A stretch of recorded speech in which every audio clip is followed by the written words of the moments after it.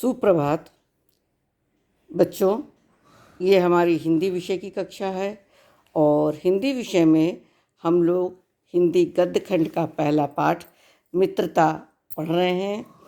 इसके आगे का लास्ट पैराग्राफ या आखिरी का जो है उसको अब हम लोग पढ़ेंगे और पढ़ने के बाद उसको अध्ययन करके समझ करके उसके अभ्यास प्रश्न अगली कक्षा में करेंगे।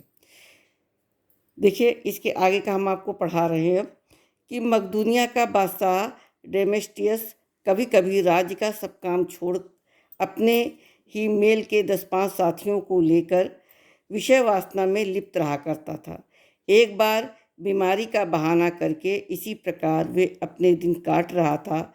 इसी बीच उसका पिता उससे मिलने के लिए गया। उसने एक हंसमुख जवान को कोठरी से बाहर निकलते देखा। जब पिता कोठरी के भीतर पहुंचा तब डेमेट्रियस ने कहा, ज्वर ने मुझे अभी छोड़ा है। पिता ने कहा, हाँ ठीक है, वह दरवाजे पर मुझे मिला था।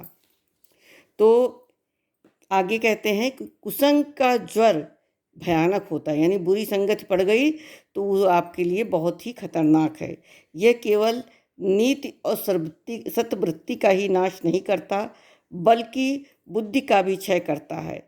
किसी युवा पुरुष की संगति यदि बुरी होगी तो वह उसके पैरों में बंधी चक्की के समान होगी, जो उसे दिन दिन अवनत के गड्ढे में गिराती जाएगी, और यदि अच्छी होगी तो सहारा देने वाली बाहु के समान होगी, जो उसे निरंतर उन्नत की ओर उठाती जाएगी। इंग्लैंड में के एक विद्वान को युवा अवस्था में राज दरबार में जगह नहीं मिली। इस पर वह जिंदगी भर अपने भाग्य को सराहता रहा। बहुत से लोग इसे अपना बड़ा दुर्भाग्य समझते हैं, पर वह अच्छी तरह जानता था कि वहाँ वह बुरे लोगों की संगत में पड़ता जो उसकी आध्यात्मिक उन्नति में बाधक होते। बहुत से लोग ऐसे होते हैं जिनके घड़ी भर के साथ से भी बुद्धि भ्रष्ट हो जाती है, क्योंकि उतने ही बीच में ऐसी ऐसी बातें कही जाती हैं जो कानों में न पड़नी चाहिए।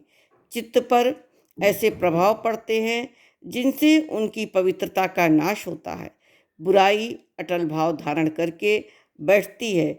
बुरी बातें हमारी धारणा में बहुत दिनों तक टिकती हैं। इस बात को प्रायः सभी लोग जानते हैं कि भद्दे और फूहड़ गीत जितनी जल्दी ध्यान पर चढ़ते हैं उतनी जल्दी कोई गंभीर और अच्छी बात नहीं।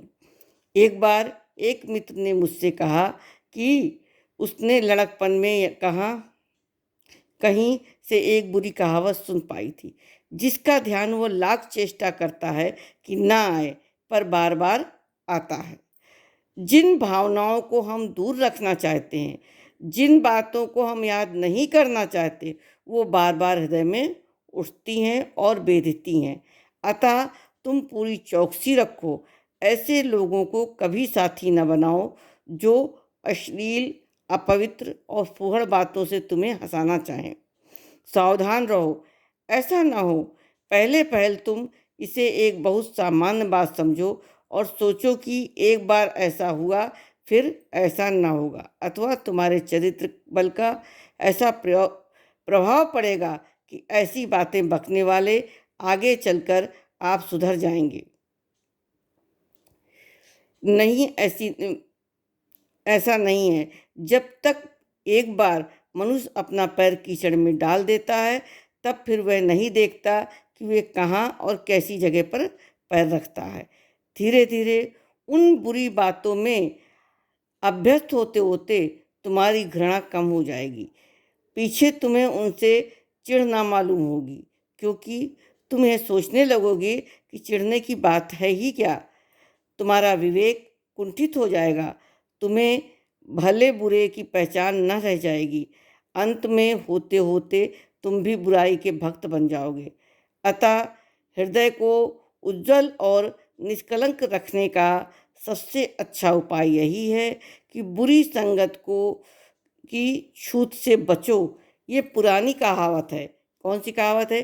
काजल की कोठरी में कैसू सयानो जाए, एक लीक काजल की लागी है पे लागी है कि अगर काजल की कोठरी में आप जाएंगे तो आप कालिक रखने से बच नहीं सकते हैं। कहीं ना कहीं आपको काजल की एक लकीर अवश्य ही लग जाएगी। धन्यवाद बच्चों, ये आज आपका पाठ पूरा हो गया।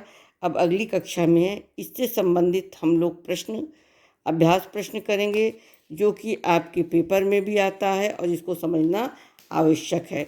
आप लोग पूरे पाठ को बहुत विधिवत पढ़ लीजिएगा और पढ़ने के बाद इसका अभ्यास प्रश्न जो आपकी पुस्तक में दिया हुआ है उसको हम आपको कराएंगे। और इसको सबसे पहले जीवन परिचय आपको पढ़ना है। जन्म से लेकर मृत्यु तक